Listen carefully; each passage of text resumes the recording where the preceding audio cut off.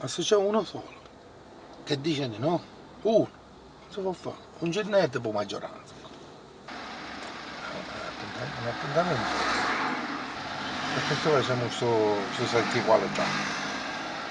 Potevamo portare pure a Filippa, ma se hai appena scorso tu sei bene, quando passiamo si sa che sta nascendo un con non possono partecipare, perché è tutta la stessa cosa.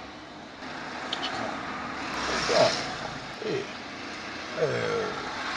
della Cina dopo. Ci vogliono almeno tre. Ma Perché a me mi dici queste cose? perché avevo bisogno dell'autorizzazione anche degli altri, no?